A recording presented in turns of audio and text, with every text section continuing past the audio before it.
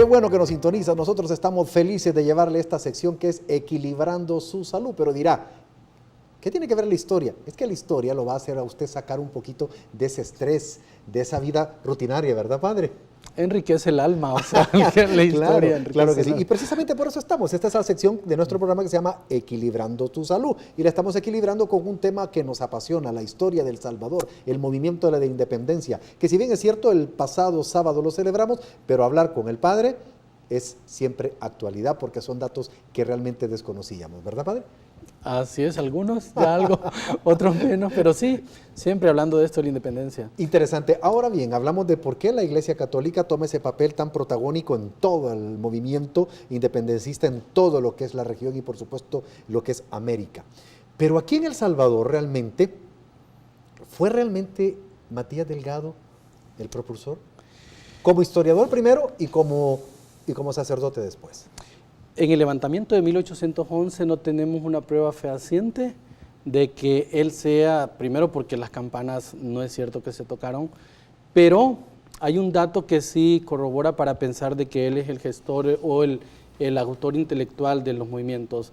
Y es que el hermano Miguel Delgado va para México. ¿Cómo no? Y lleva para Guatemala y lleva una correspondencia en la garita, era como la aduana, ¿no?, entre El Salvador y Guatemala. A él lo capturan.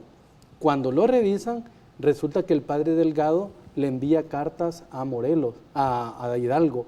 Eso significa que había ya una comunicación y el contenido es independentista. Entonces vienen y hacen un saqueo en la casa del padre Matías Delgado. O sea, le fueron a seriar y todo, y desde ahí, para el pueblo, nunca hubo duda, los contemporáneos, de que él era el foco intelectual de estas ideas. Padre, según corríjame si me equivoco, la cuna o el origen de Matías Delgado no era bajo. Sí, tampoco eran adinerados, era una familia numerosa, el papá viene de Panamá, la mamá de acá, entonces se logran unir, y era una familia del tiempo, entre los, por lo menos en la capa dirigencial, intelectual, están ellos, no en la económica, porque él incluso para ir a estudiar a Guatemala, va a estudiar solo gracias a una beca. La familia no tiene los recursos para mandarlo a estudiar. Entonces se gana una beca y por su estudio allá pues se la renuevan y sale con máximos honores en su doctorado. Volviendo entonces después de ese descubrimiento de esas cartas y que se le involucra, o ya se piensa entonces que él era la cabeza. Ya se vinculaba que era la cabeza. Ahora, ¿quiénes son los que salen a la palestra pública? Correcto. O sea, a la palestra pública van a salir los hermanos Aguilar. ¿Cómo no? Entonces Manuel, Vicente, etcétera, son los que salen y son los que van a ser apresados en el levantamiento de 1811. Pero antes está otro sacerdote que nadie lo menciona. Sí, sí. Y es el primero a quien se le acusa de tener infidencia y de ser sedicioso, y es el padre Manuel de Castro, de este pueblo, de esta ciudad hoy, Santiago Texacuango, en aquel tiempo pues un curato, y este sacerdote es el primero que recibe encarcelamiento por estas ideas. Estamos hablando de 1810, es decir, un año antes del levantamiento de 1811. Entonces, Matías Delgado se vincula en el de 1811, pero antes de eso, y esto solamente a través de los archivos nos damos cuenta que este sacerdote había sido procesado, y que se le llama el primer sedicioso, es decir, la sedición, el revoltoso, por no decirlo en otras palabras, ¿no? Entonces, este sacerdote, y de ahí que se involucran Manuel José Arce, por supuesto, Isidro Menéndez más adelantito, que también nosotros hablamos. Es decir, Morazán es posterior, pero Morazán era un laico, ¿no? ¿Cómo no? Que yo no soy afecto a él por varias razones, entonces, sobre todo por razones históricas, lo demás no. Pero sí, los salvadoreños que se involucran es Cañas, los hermanos Aguilar, Matías Delgado, Isidro Méndez un poquito, y Manuel de Castro. ¿Fue entonces Matías Delgado, después de ser el propulsor, realmente el primer presidente de El Salvador? Efectivamente, cuando la independencia política que se da el 15 de septiembre de 1821, ellos vienen acá y en 1822 se hace la Junta de Gobierno. Sí, sí. En la Junta de Gobierno... 1822. 22. Correcto. Los de gobierno eligen a Matías Delgado como presidente de El Salvador, primer presidente de la Junta de Gobierno, como consecuencia el presidente del territorio. de ese tiempo. Que ahí Sonsonate todavía está en que me voy por aquí, me voy para allá. ¿Va? ¿Cómo no? Sonsonate era como una provincia independiente, pero después deciden los sonsonatecos unirse a la provincia salvadoreña. Chiapas se va para México, o sea, Chiapas era de Centroamérica, ¿Cómo no? pertenecía a nosotros, y ellos deciden irse a México. El resto del territorio, pues viene después la guerra de independencia, ya no contra España, sino contra el emperador Iturbide, que quiere doblegar a los salvadoreños para que se anexen a México. Y las ciudades de acá se anexaron. Y qué bueno que habló así de los sonsonatecos. Oye, muchas gracias por eso, por supuesto. Pero padre, Sonsonate entonces era como que la capital de El Salvador. No, eso es posterior, cuando ¿Sí? ya hay otros. No, en ese momento Sonsonate, Honduras, El Salvador, Nicaragua casi estaban en similar situación. O sea, era una provincia semi-independiente. ¿Así? Claro, ¿Era como un país? Como otro país, definitivamente. ¿Ah, sí? Así es, en tiempos de la colonia, Sonsonate jugó un rol importante por su riqueza de cultivo, de ganadería, familias importantes radicadas en Sonsonate. Entonces Sonsonate casi tenía como la libertad de unirse o de unirse por su estado semiautónomo del que había gozado en la colonia. Pero Claro. ellos deciden unirse a El Salvador. Padre, brevemente, los aspectos más importantes que usted recuerda que usted ha logrado recopilar en todo como historiador, ¿qué fueron los detonantes principales de la independencia? Quizás no los movimientos, quizás no los movimientos externos al Salvador, sino de nosotros. Miren, aquí lo que influye muchísimo es el mal gobierno. Hay un descontento generalizado porque la administración estaba centralizada en Guatemala. Ok. En la parte civil los impuestos eran altos, Claro. y en la parte religiosa todo el diezmo también se llevaba para allá. Entonces hay un descontento religioso y civil, y como consecuencia los sacerdotes que estaban también en el plano político religioso encabezan, cierran filas y dicen: es tiempo de sacudirnos este yugo, Ok. tanto administrativo como religioso. No me dejará mentir, el Aguirre en El Salvador fue una de las fuentes en ese tiempo de muchos ingresos para nosotros, pero esos ingresos se iban para allá. Esos ingresos, mucho de este impuesto se iba para Guatemala, y no solo el impuesto civil, sobre el añil se aplicaba también el diezmo. Ah, ok. Entonces, ok. y el diezmo venía a la iglesia, pero igual iba a parar consumidor final Guatemala. Y estaban mejor que nosotros. Y muchísimo mejor que nosotros. Y luego en la parte social, la escuela aquí en El Salvador era detrimente. Ya Cortés y Larraz en 1768 en su visita decía: en el Estado salvadoreño hay dos características, no en el Estado, sino en el pueblo salvadoreño, y es la haraganería y el vicio, porque escuelas solo hay de segundo grado. ¿Así? Claro, entonces aquí hay también esa queja: ¿por qué no poner escuelas? ¿Por qué tenemos que ir hasta Guatemala? O sea, no había universidad y Guatemala ya tenía la de San Carlos Borromeo. Entonces, hay un montón de factores internos. Algunos dicen: no, es que los próceres eran ambiciosos y les tocaron su bolsillo. Eso es una lectura muy superficial de la independencia. Por lo tanto, yo creo que es de aterrizar, de ver todos los factores que estuvieron en el detonante de las causas internas de la independencia. ¡Wow! Pasaría horas, padre, pero usted sabe, como hombre de medios también que ha sido, que el tiempo es oro. Claro, claro. Vamos a seguir hablando. Ahora, su libro, ¿por qué hizo tan pocos? Ya no hay. Siempre en las librerías sacaron 1000, y siempre las librerías dicen: mire, no hayamos dónde embodegarlo, que no es costo, etc. La primera publicación de mi libro fue en Roma. Lo publicó la universidad, y lo digo con modestia, era la primera vez que le publicaron una tesis doctoral a un centroamericano, no a un salvadoreño, a un centroamericano.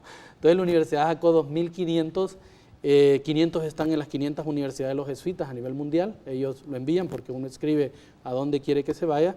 Está en los archivos Vaticano también, en la Biblioteca Vaticana igual está un ejemplar, y lo pueden buscar acá también en la Nacional, la UCA, etcétera. En librerías, la Universidad Don Bosco hace una publicación un poco más sintetizada.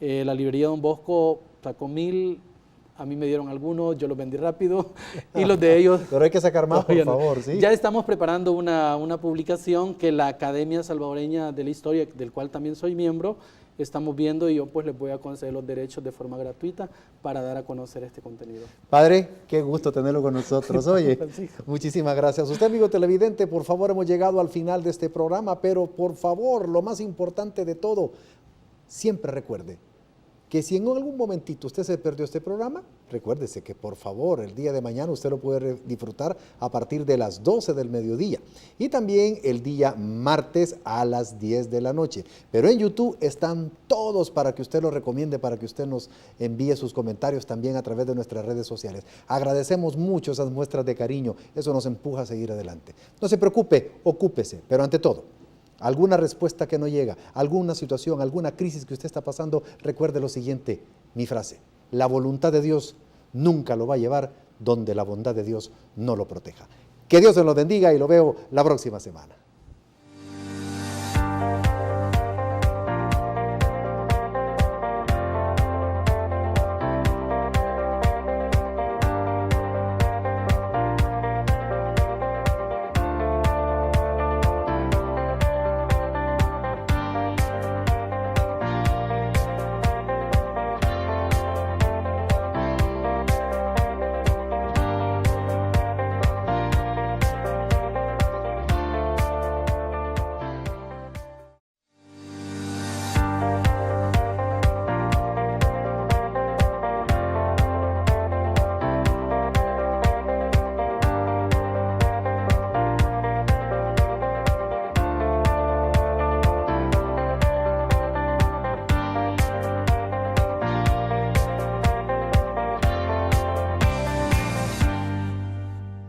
Hola, ¿qué tal? Muy buenas noches. Soy Francisco Torres y qué bueno que usted nos acompaña en su programa Salud Positiva, una nueva forma en comunicar salud que hacemos, por supuesto, con todo nuestro mayor empeño para llevarle realmente salud espiritual, salud para su cuerpo, salud para su alma y, por supuesto, también una salud emocional.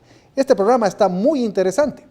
Por eso le digo que por favor se quede con nosotros, nos regale estos 60 minutos para llevarle una muy buena consulta médica, los expertos y por supuesto en la historia. Hoy vamos a hablar de historia, porque mire, la historia nos va a hacer recordar cosas importantísimas. ¿Sabe usted por qué El Salvador es tan pequeño? ¿Se ha preguntado usted por qué nuestro país es tan pequeño y todos nuestros vecinos en Centroamérica tienen proporciones territoriales tan grandes? Esta noche lo vas a ver. ¿Qué papel jugó, por supuesto, la Iglesia Católica y el credo allá cuando estábamos empezando como nación, allá por 1821? Quédese con nosotros entonces porque estamos listos para llevarle lo que mejor sabemos hacer, una nueva forma en comunicar salud. Entonces pasemos de inmediato a nuestra primera sección, la consulta médica de hoy.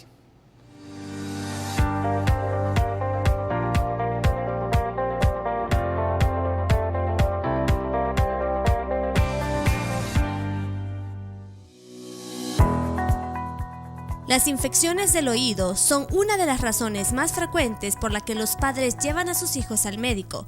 El tipo más común de infección del oído se denomina otitis media y es causada por inflamación e infección del oído medio, el cual se encuentra localizado justo atrás del tímpano.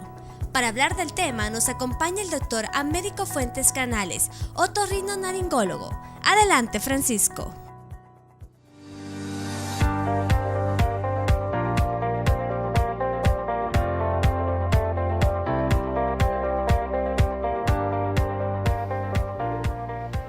Efectivamente, Verónica, la otitis es un problema tan común y que ocasiona tanta dificultad, tanto dolor. Por eso, para hablar del tema como se merece, como un experto, doy la más cordial bienvenida a nuestro invitado, doctor Fuentes. ¿Qué tal? ¿Qué tal, Francisco? Gracias por estar con Buenas tardes. nosotros. No, ustedes. ¿Qué es la otitis, doctor? La otitis no es más que la inflamación del conducto auditivo externo cuando hablamos de otitis externa aguda. Ok. Y cuando hablamos de otitis media aguda es la inflamación de la cavidad timpánica. Entonces, o del oído medio. En todo caso, la otitis es una inflamación en el oído. Es exactamente. ¿Sí? Lo que pasa es que hay diferentes tipos de otitis. Hay otitis externa. ¿Correcto? Y hay otitis media. Me decía también que había una crónica, ¿sí? Sí. Vamos a hablar más las adelante. las dos, tanto la externa como la media, pueden ser crónicas también. Sí. Se pueden hacer crónicas las dos. ¿Qué pasa? ¿Cómo sería una otitis crónica, doctor? Por definición, cuando ya tiene 12 semanas una infección, sea externa o media, ya es una otitis crónica. ¿Es frecuente, doctor, que lleguemos a la otitis crónica? Sí, es frecuente. Se ve con regular frecuencia. ¿Quiere decir entonces que la otitis crónica aparece porque en algún momento yo no hice lo que tenía que hacer, Así es. yo no me cuide? Ahora, doctor, me parece curioso también, un paciente con una otitis, pasar más de 7, 8, 9 días, es un dolor enorme. Claro. ¿Es doloroso, doctor? Así es, sí, no, sumamente doloroso. Ahora, lo que sucede es esto. Una otitis media aguda no tratada es lo que puede terminar en una otitis media crónica. Correcto, correcto. Por ejemplo, en el caso, cuando se da una otitis media aguda, sobre todo esto se ve más frecuentemente en los niños. ¿Cómo no? El tímpano se perfora, se produce una pequeña perforación timpánica Sí. y en unas 3 a 4 semanas el tímpano se ha cerrado nuevamente, una vez que se ha resuelto la infección. Pero si la infección persiste porque no se ha dado un tratamiento adecuado o no se ha hecho, porque mucho de eso depende también del acudir al médico, Claro. limpiar el oído, es bien importante. Si uno no limpia el oído bien y mantiene el oído seco, el tímpano no se cierra. Y entonces la infección se perpetúa. Y ya cuando pasa de 1 semana, 2 semanas, 3, 4, y ya llegó a las 12 semanas, eso ya se volvió un problema crónico. Y no Ok. se cerró la perforación muchas veces. Ahora, otitis externa y otitis media. Media. Dígame cuál es la más a la salida, ¿sí? Sí, es la otitis externa. La La otitis otitis externa. externa. Esa es quizás el sinónimo o como frecuentemente se conoce como otitis del nadador. Es decir, otitis de piscina. Otitis de piscina, exactamente. Eso es lo que le pasa a las personas que van a una piscina, sobre todo en las épocas de temporada, se da con Claro, más frecuencia. claro, sí, sí, sí. Van a la piscina, estuvieron horas y horas metidos en la piscina, Sí. pasó húmedo el conducto del oído, Ok. y hay que recordar que el oído tiene estructuras importantes, por ejemplo, las glándulas ceruminosas. La cera que tiene el conducto auditivo externo, donde están las glándulas que producen la misma, la cera, Es una protección. protección para el oído. Tiene un pH ligeramente ácido el conducto externo y Ok. la cera no es más que protección del oído. Alrededor del conducto del oído se forma una capita de cera que está ahí para proteger de agua, de la entrada de agua, del jabón y de las bacterias, que normalmente siempre hay bacterias en el conducto del oído, pero no nos dan problemas mientras no haya un factor predisponente, Ok. como por ejemplo ¿qué? Hay mucha gente que acostumbra y usualmente se limpian los oídos a diario porque creen que la cera es suciedad. Y la cera no es suciedad, es protección del oído. Pero entonces, dígame usted, ahora hablando de otitis, ¿cómo sería una higiene adecuada del oído? Sí, es ahí donde viene el problema. Una persona que tiene una otitis externa aguda, no todos los casos se presentan igual, pero digamos este es el diámetro del conducto externo del oído. El oído se cierra y al cerrarse produce un dolor tremendo, intenso. Entonces, no se puede limpiar más que uno viéndolo ok, como claro. otorrino a través de limpieza con un microscopio. Miramos, limpiamos el conducto, sacamos la secreción. Por supuesto. Y muchas veces hay residuos, porque el oído todo el tiempo está produciendo cera Ok. y también piel. La piel que se descama del oído, ahí se queda y se va saliendo. Normalmente el oído tiene un sistema de autolimpieza. ¿Así? ¿Sí? Que con la Interesante. piel que se va descamando, la piel va sacando los pedacitos de cera. Entonces de repente usted se toca el oído, un pedacito de cera. Esa es la piel y cera que se van descamando y que el oído va sacando poco a poco. Ese mecanismo Sí, de sí, sí, autolimpieza de del oído autolimpieza. se va perdiendo con la edad. Y A más medida si que estoy va- mucho tiempo en el agua. Y por supuesto, si uno está mucho tiempo en el agua, el oído está húmedo, ahí empiezan a proliferar las bacterias y los hongos. Y se ocasiona la otitis externa. Ahí viene la otitis externa. Ahora pasemos a la otitis media. Ahora, antes de Sí, quizás de por pasar favor, a usted solo manda. un dato. Usted manda, Por ejemplo, doctor. las personas que usan hisopos. Eso. El uso del hisopo constante, creyendo que eso es suciedad, lo que hace es producir en la piel del conducto pequeñas laceraciones. Porque muchas personas no solo se limpian, sino que empiezan a rascarse, a tocarse, a rascarse. Ahí se producen laceraciones y ahí se van las infecciones. Entonces, el uso del hisopo, está bien limpiarse en la parte externa, en la entradita, pero cuando uno empieza a meter el hisopo más profundamente, ahí empiezan los problemas. Ok, entonces la limpieza de un hisopo normal puede ser solamente En la entrada, externo. externamente. A veces también con una puntita de una toalla, ¿sí? Sí, también. O sea, lo importante es la humedad que pudo haber quedado después del baño, limpiársela en la parte externa, en la oreja nada Pero más. no meterme el hisopo y empujarme No, hasta... porque ahí es donde viene el problema y que frecuentemente es causa de consulta, que las personas se meten el hisopo y había un poquito de cera y ¿qué hicieron? Empujaron la cera hasta el fondo. Ok. Y ya se tapó el oído. Y eso hace que yo no oiga bien. Exacto. Entonces Sí. hay que consultar porque el oído está tapado. Sí, una vez usted me tapó los oídos, recuerdo ya hace mucho tiempo, y es que era, sí, es cierto, señora productora, no se asuste, lo que pasa es que hay que contarle a la gente lo que es. Qué cosa más deliciosa, perdónenme. Sí, sí, sí. Que sentía Sí, como no, que estaba, claro. como cuando tú te pones los audífonos, Verónica, así, un sonido estéreo. ¿Verdad? Una gran diferencia, Una diferencia oír a no oír, enorme. claro. Y Sí. eso me lo ocasioné yo, empujándome la cera, con el hisopo para adentro, permaneciendo mucho tiempo en el agua, y ahí se formó, y me llevé Así la es. cera hasta el fondo. Sí. ¿Ya Eso estamos pasa. entonces en la Eso etapa pasa. de la otitis media? ¿O Bueno, todavía nos ese falta es el algo? mejor de los casos, que nada más empujó la cera y se fue hasta el fondo. Ok, Pero ¿y hay el peor? personas que se ponen el hisopo, se lo dejan ahí, se les olvidó y después se tocaron el hisopo y Wow. se perforaron el tímpano. Eso es doloroso. Eso es tremendamente doloroso. Se hace una perforación en el tímpano, se infecta el oído, hay una ruptura del tímpano, la persona llega con el oído sangrando. Ya es mucho trabajo para usted eso, ¿sí? Todo el cuidado siempre, no usar los hisopos más que la entrada del oído. Es tan importante la higiene entonces en los oídos, Sí, sí, pero de una claro. manera adecuada. Qué bueno que para la higiene nasal tenemos Esterimar, ¿verdad? Para hacernos el higiene nasal. supuesto. Pero por supuesto en el oído está el cuidado que hay que hacer. Exactamente, Ahora, la limpieza ¿qué le con parece uno. si cuando vengamos del corte comercial se queda con nosotros? Porque me interesa tanto hablar de la otitis con usted, que cuando regresemos hablemos de la otitis media Media. y por supuesto los tratamientos y las consecuencias de no supuesto. tratarnos bien. Algo que es tan sencillo, ¿verdad, doctor? Claro. Hay que cuidar los oídos, ¿sí? Por supuesto. Interesante. Por favor, repítanos una pausa, enseguida regresamos con usted.